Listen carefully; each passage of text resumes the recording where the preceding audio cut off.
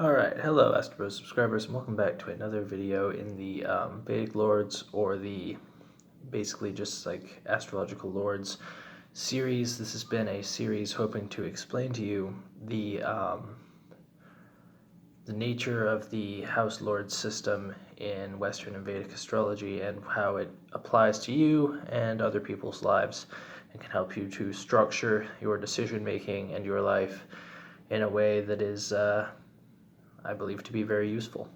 So, without further ado, let's get into the fourth Lord through houses video in this series.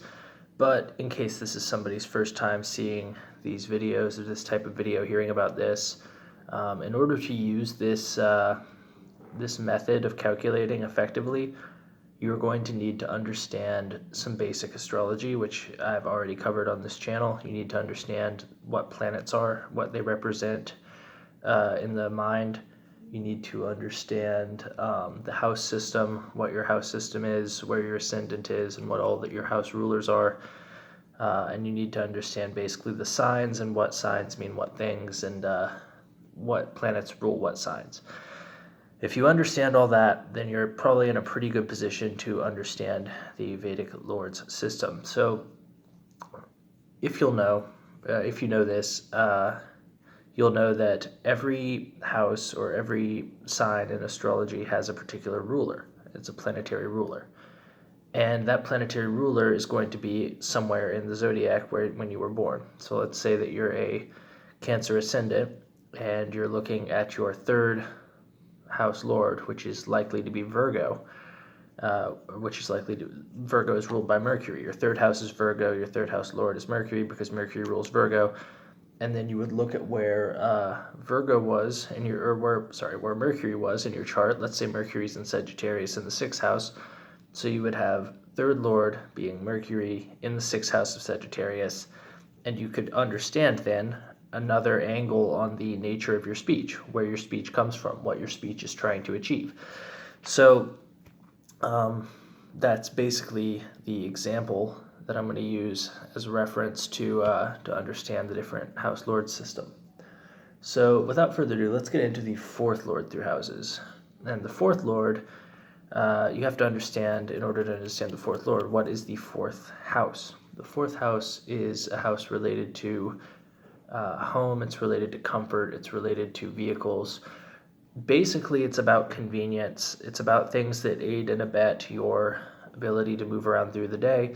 The fourth house, the time for it is midnight, and the sign that is associated with the fourth house is the sign of Cancer, so the planet associated with the fourth house is the moon. And the reason that the fourth house time is midnight is because basically this is the time when you are at home, generally speaking, unless you work at night, or you work or you don't have a home or something like that. It is the place where you are most secluded. It is the place where you sleep. So that is basically the fourth house. And the fourth house sets the stage for your journey throughout the day. The 10th house is Capricorn. The 10th house is when the sun is at noon. And the fourth house is the opposite of that. It is the most secluded house. It is the house of self, mind, isolation, your own mental state. So, with this being said, when the fourth lord is in the first house at a very basic level, that means that this person's mental security is self-created. It comes from themselves. These people often, they need a purpose in order to feel mentally secure, and they are always doing something, because it has kind of a moon in Aries quality, or moon in the first house quality, where these people are always kind of looking for a fight, looking for the next battle. It doesn't necessarily have to be a fight. It can be a cause. It can be a campaign. But they're looking for something to do. And also, if you have fourth lord in the first house, what tends to happen is that things will come to you, things of the fourth house will come directly to you. So because the first house represents your body, and if you have fourth lord in the first house, people will, if not give you a car, give you the opportunity to get a car. Or if they don't give you a home, they will give you the opportunity to get a home. So that is the fourth lord in the first house. These things sort of show up at your doorstep, so to speak. Fourth lord in the second house. So if you have fourth lord in the second house, what this basically means is that you are going to have a very materialistic view of what constitutes comfort. So typically these people's homes are quite expensive. They like to collect things. They like to collect artifacts, things that they view as valuable, things that have sentimental value to them, but mostly just valuable things. They tend to stock their home with a lot of food and that kind of thing. And these people, they often stress themselves out working as well. So these people work a lot to get the type of living situation that they really think is beneficial to them.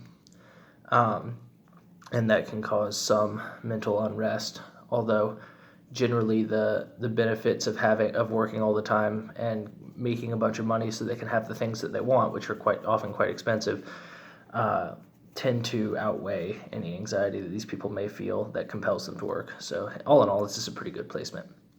Fourth lord in the third house. These people they feel at home when they are speaking. They kind of have a mission and a desire to preach to people and a desire to communicate their ideas to people. And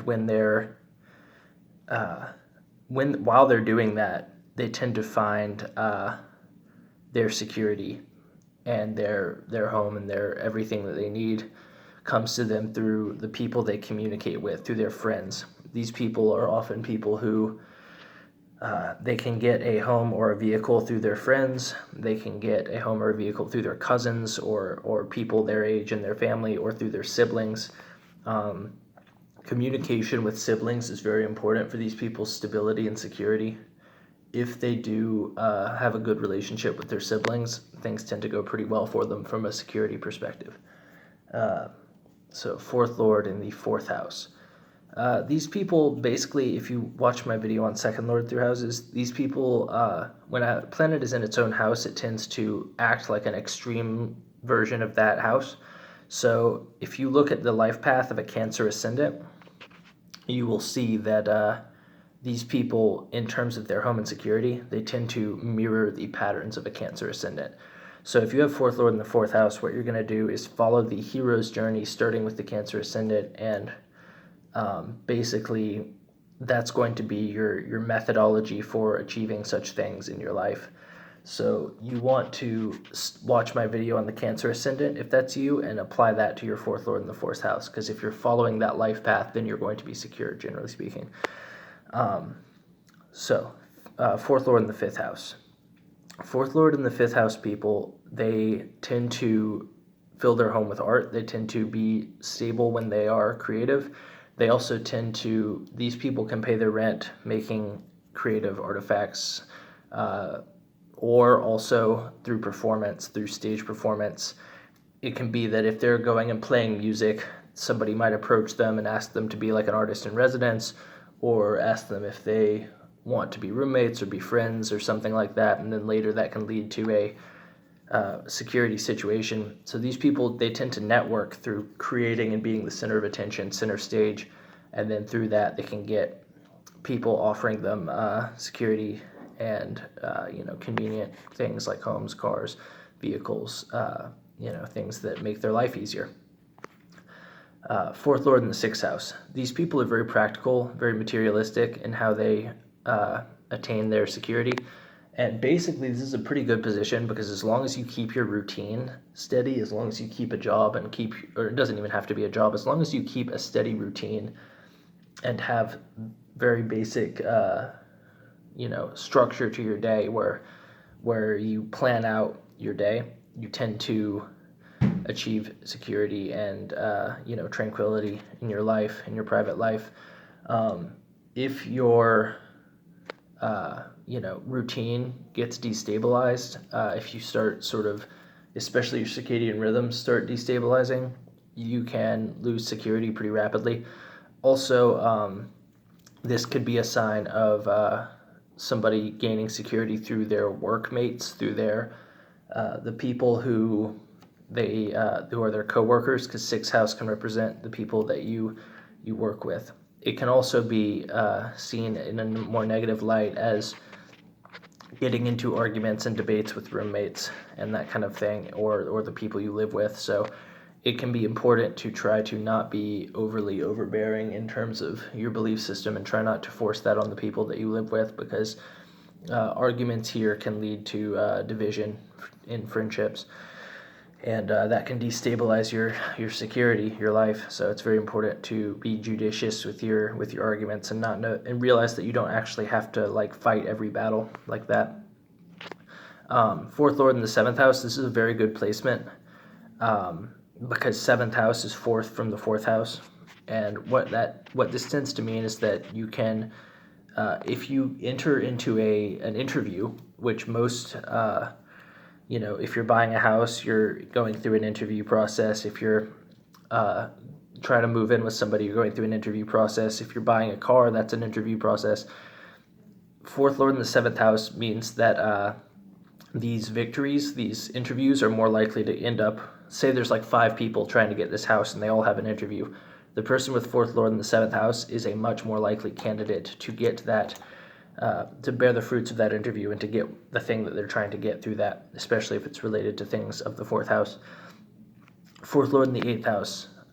These people have a tendency to gain things through like extreme sort of situations, like their security tends to go through a lot of ups and downs, because anything related to the eighth house is the unknown unknowns. Eighth house forces you to deal with fears and instability and insecurity until you deal with all your fears and instability and insecurity. And then once you deal with that, then your life can be stable. But fourth lord in the eighth house, these people can have sudden financial ups and downs in their stability, and ultimately this makes them a person who's capable of dealing with those hardships so that they don't have to be afraid anymore. So this is actually a good placement in terms of getting rid of karma, although and fear and like tenseness. And these people may go through things that other people might not have any idea about, and then later they can help them with that, and they can be a shining light for those people. So this is actually pretty good. Fourth lord in the ninth house. These people, they tend to achieve stability mostly through traveling.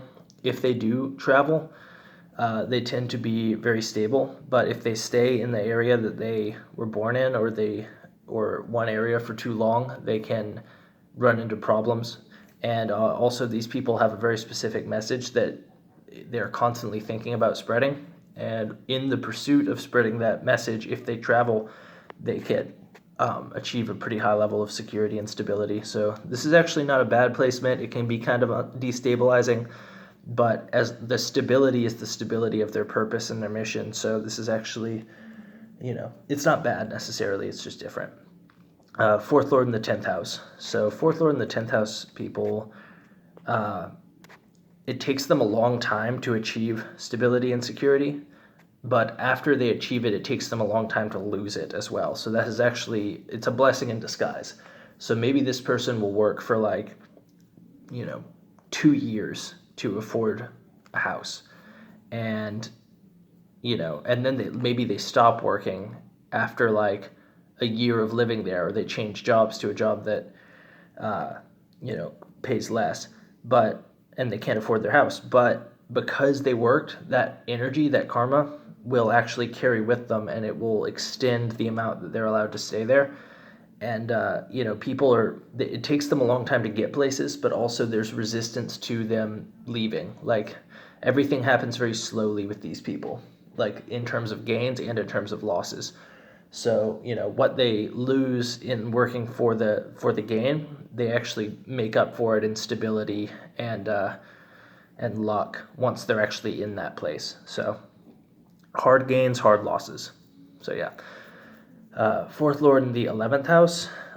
These people, they do best in their security when their home and when their environment is effectively a lab type scenario, or is a studio type place where they can have all their tools and have all of their they're basically their implements for their job and that kind of thing. So if these people work from home, this can actually be a very good option, as long as they can get everything that they need for their job or for their interests in their house.